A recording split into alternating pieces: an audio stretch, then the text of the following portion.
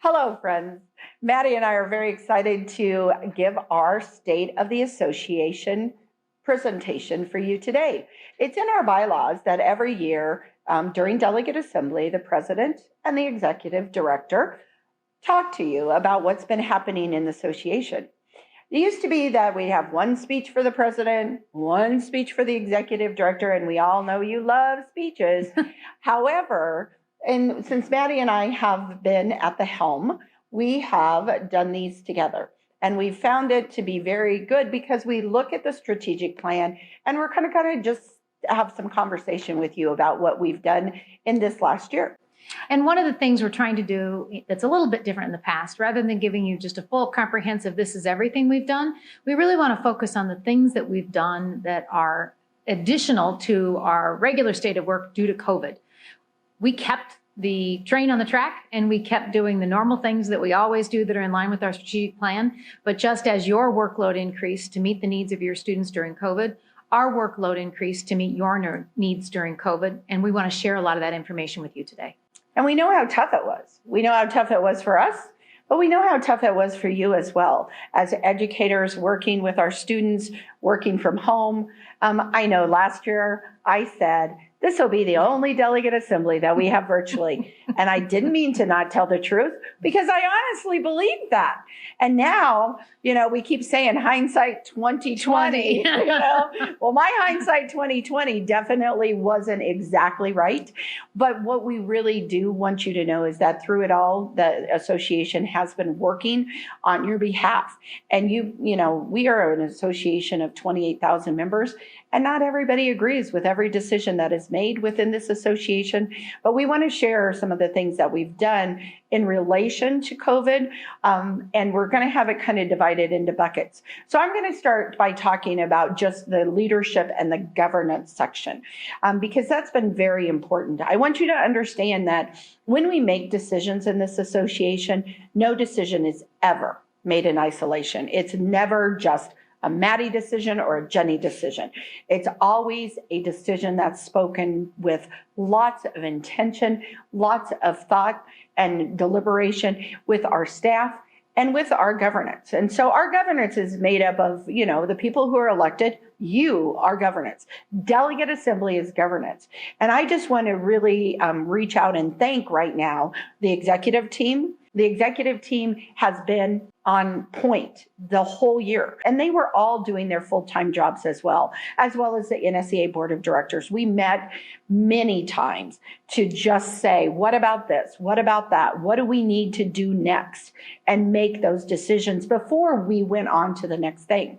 And this work that we do in governance is done through committees a lot. We had some very important special committees that took over that workload. We had a task force that worked on broadband and on remote learning with some of our elected officials to help them write the legislation that Maddie will talk about later. We had a safety and learning task force that started last spring, worked through the summer, because every day, as you know, in your classroom, things were changing on a dime, and we had to work with that as well.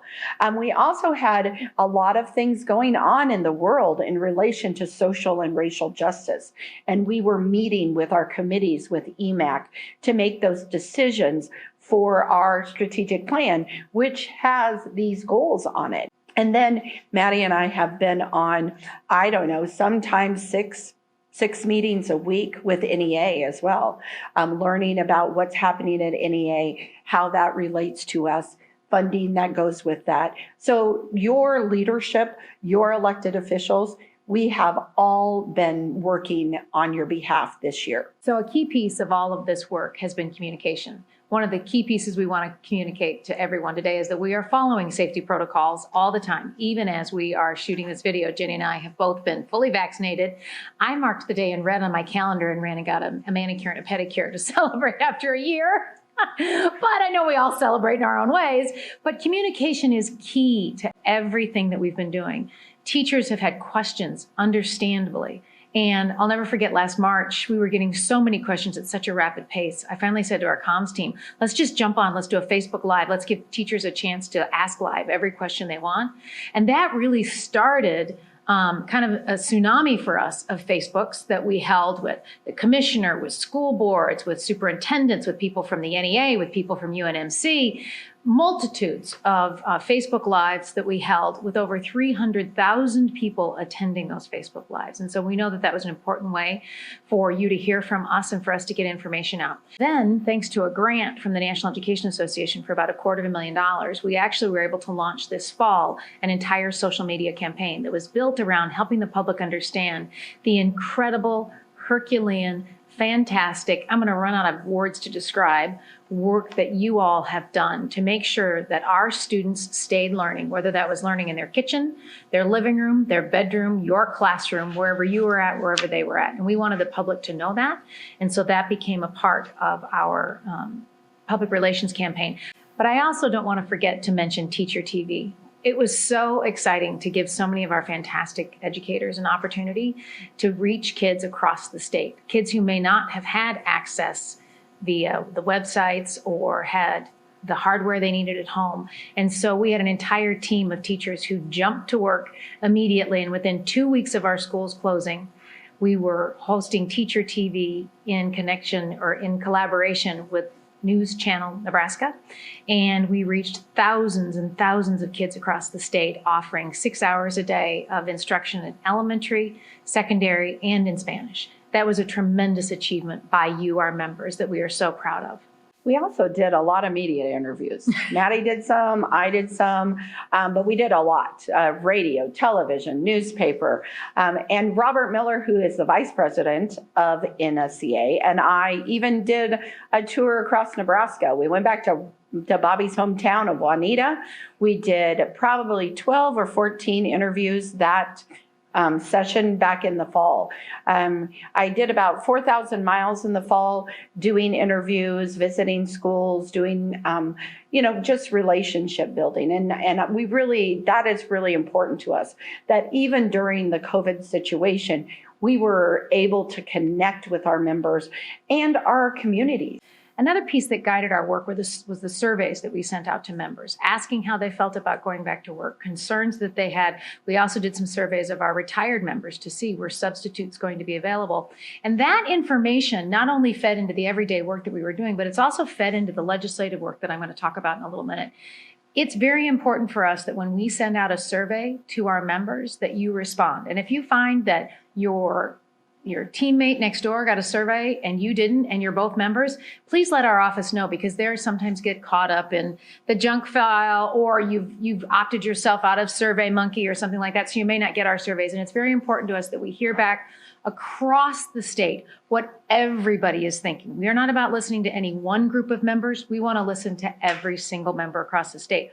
And as you can tell from the stats that are on the slide that we're showing right now, there were a lot of media interviews. There was a lot going on. Jenni was out there. We were responding, making sure that we got out the true story of the incredible work that you were doing. And we wanted to make sure that everybody understood exactly how hard our teachers in Nebraska were working, and that you were working most of the time, most of you from your very own classroom, and some of you were also teaching kids remotely at the same time. We wanted that word to get out. We also posted a number of resources on our website as the year has gone on, because new issues would come up. We had videos with our legal team explaining how you could request leave as needed. We had all member emails and mailings that went out. There was guidance, there was knowing your rights, there was frequently asked questions. We were trying to get information out to you in the quickest and best format. And often that was posting something on a website and alerting you on social media, hey, go look at this on the website. Again, we are using not just one way to communicate, but we've really been very careful about layering levels of communication to reach all of our members across the state. And a part of that is also putting out the videos like this one that you're seeing today. We now catalog all those videos on our own NSEA YouTube channel. So you can go back and you can look at all of the videos that we've produced. And then we are looking at building coalitions with a wide variety of folks. We have worked very closely with the school administrators, with the School Boards Association, when we were coming out with statements, when we were saying, what are we going to do about this? We talked with the Commissioner of Ed frequently. We did a lot of work with the food banks across Nebraska, but we knew that the needs of our families and our communities were heavy. And we needed to make sure that as an association, we were supporting our communities as well. So we took our children's fund and we said, how could we reach the most people? And we decided twice during this past school year, we have donated 2 significant amounts of money to our Heartland Food Bank and to the Lincoln Food Bank, and that serves all 93 counties across Nebraska. And I want to give a shout out to the NSEA retired affiliate. They donated also in conjunction with our donations a significant amount of money as well. We had alliances with our Children's Health Alliance, with the Education and Children's Health, with UNMC, the Children's Hospital.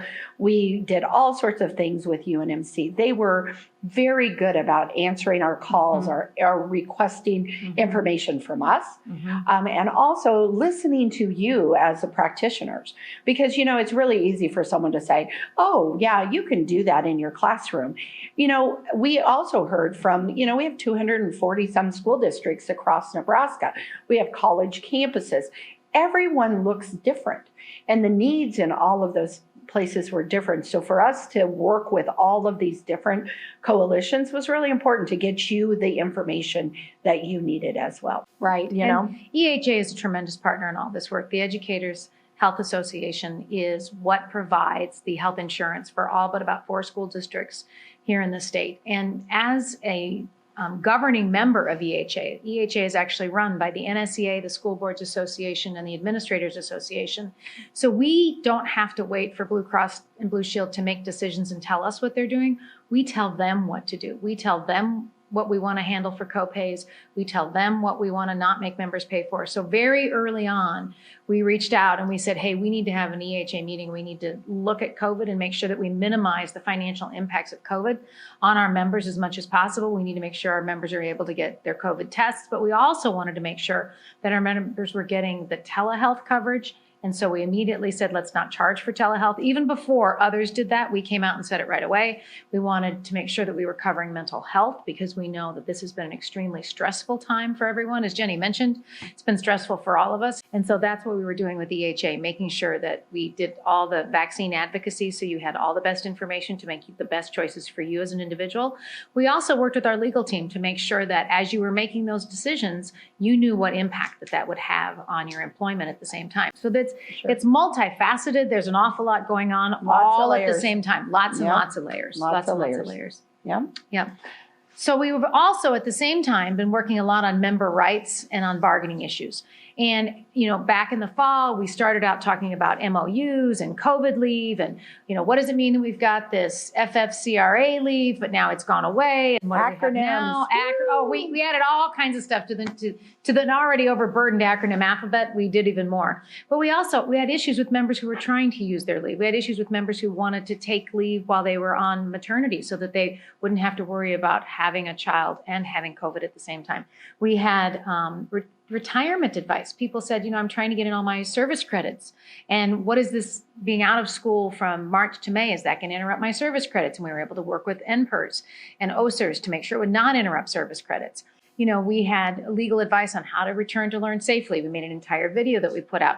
We also have continued to do hearings for members. Our field staff have continued to go to schools. They've continued to attend hearings. They've continued to attend employment meetings. They've done virtual BR meetings and in-person BR meetings. And we've done whatever needed to make sure that our staff felt that they were supported.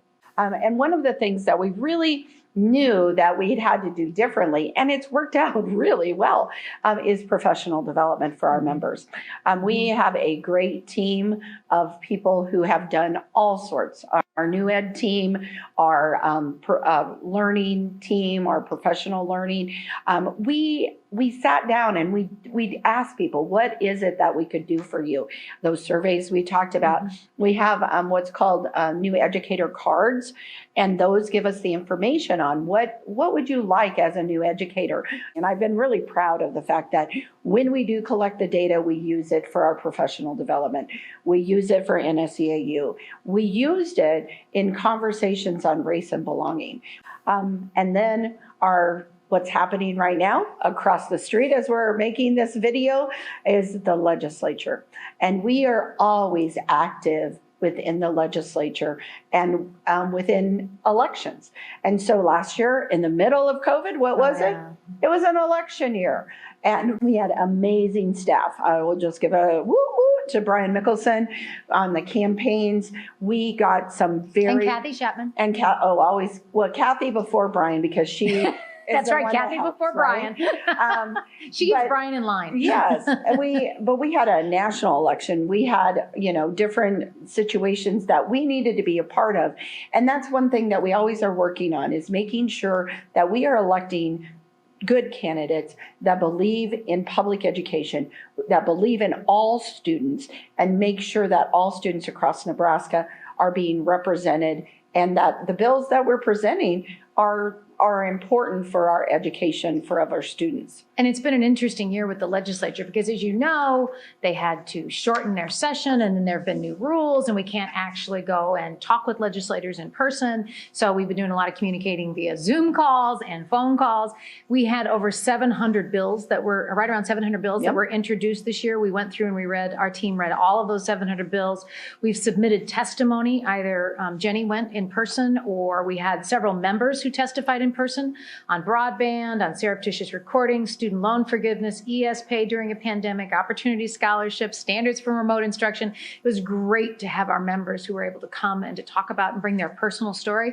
Again, using the data we'd collected, putting their personal story with it so that the senators would really understand the message that we were trying to convey. So Maddie, if somebody would say, oh gosh, we shouldn't be involved in the legislature, let's go back to getting paid during a pandemic. Oh yeah. From when? 1918. 1918. If that law hadn't been on the books, if it hadn't been political at that time, thank you to those people who said that was important. Yeah. Because that was important to us. Absolutely. Who would have thought? Absolutely. And it was one of those things where we suddenly just kind of saw a little blip as we were reading all this legislation and said, wait a minute, everybody has to pay. And let me tell you, that is not what was happening to our colleagues across the country. Not at all. Not at all. Many of them were and in fact, now we've introduced another bill in this legislative session. Senator Jenni introduced the bill that would make sure that our educational support professionals were also paid during the pandemic. That bill is now sitting on general file, I believe. But we're very excited about that, and we will continue to work through that bill. We're monitoring about 160 bills this session. We've taken an official position on 80 bills, broadband, remote learning, telehealth bills, making sure that you have the resources that you need going forward, opposing private scholarships. But we have still stayed very actively involved, not only in the normal things we have to do in every legislative session, but also bringing our learning and our concerns from COVID into this session so that we could, just as in 1918, somebody solved some problems for us today, we hope that some of the legislation that we're working on with state senators today can solve some problems for folks into the future. And looking in the future, we have a few things coming up that we want to make sure you know about. One is that our Conversations on Race and Belonging session is currently up on our website, and we are currently taking applications to be involved in some short sessions that are coming up, as well as our long summer session that we'll be doing of 6 Saturdays in a row, working on Conversations on Race and Belonging. And we are going to be doing NSEAU in person. We're very excited to be going to Nebraska Innovation Campus again this year. Our kickoff speaker at lunch on Tuesday the 13th, because we go Tuesday, Wednesday, Thursday, the 13th, 14th, and 15th. We're going to start with Bakari Sellers, CNN commentator, former state legislator himself. Then on Tuesday night, we're all going to go to the zoo. Yay. And we've invited state senators. And then Jenny used her little personal connections and our friend Jerry Brooks, who came 2 years ago to NSEAU and was a huge hit. When I reached out to him, I literally answered me in a minute and said, I would love to come back to Nebraska. He was very excited. And I know if you don't know Jerry Brooks, go on his website, go on Facebook. And when you need a laugh, when you need a laugh and a lift. Through COVID. You know, he has done some really very fine, you know, his videos are hilarious, but they are also very truthful about some of the things that we were dealing with during COVID and in general. And, you know, it's good humor, but it also helps us to say thank you to you for our membership. And he does a really nice job. I'm very excited about that. We had about 185 sessions last time, and we're going to have a lot of sessions as well during this, so it'll be great. And the registration is open now, so go online to nsea.org and you can register now to attend NSEAU. We will assist with hotels for those who live a little bit farther away, and everybody who comes will be paid mileage for every day that you're at the event. Yes. We also, coming up, two things we want to make sure that every delegate is aware of. One of them is there's a lot of federal money that's coming into our state. Was on a conversation recently with the commissioner about the federal money that's coming to our state, and we are going to be working very hard to make sure that our leaders understand what money is coming to their local association, the conversations that you should be involved in with your administration around the expenditure of those funds, and then the transparency that needs to happen at both the school district level and the state level in stakeholder voice being involved in the development and in the execution of these plans. Finally, we are going to need you to keep an eye on the legislature. It's a long session, 90 days this year. They're not going to get done until sometime late May, early June. And we need you to stay involved by signing up for the Capitol Update, reaching out when we ask you to your state senators, because they do pay attention. Recently, we asked people to contact Senator Hilder's office to make sure a bill got scheduled. After, I think, 2 days, he called Jason Hayes and said, Jason, why does everybody think I'm not having that bill? And he responded and he let Jason know when the bill was being scheduled, because they do listen. Our state legislators listen. Just as we listen to you, our members, our state legislators are listening, and we need you to be actively involved. We want to thank you for being incredibly involved in the Delegate Assembly today and tomorrow, and we look forward to continued work with you. Jenny, I'll let you close. Well, I just want to say from the bottom of my heart, I've said during this pandemic, it's been tough sometimes, you know. People are angry or people are upset. And I know that you all are doing the very, very best you can. And I know we at NSEA did the very best we could as well. I keep saying, if you could just see what's in my heart, you would understand how much we really, truly respect and appreciate your membership. And we respect and appreciate what you're doing in Nebraska. It's very important to us. And so anytime, one of the things that I hope you learn from this is that reaching out, asking questions, communicating with us is just the best way to find out the answers, and that we are more than happy to come across the state and visit. We're hoping that things will open way back up, and off we go. So thank you very much for being a member. We are so glad that you belong to our NSEA family. Thank you.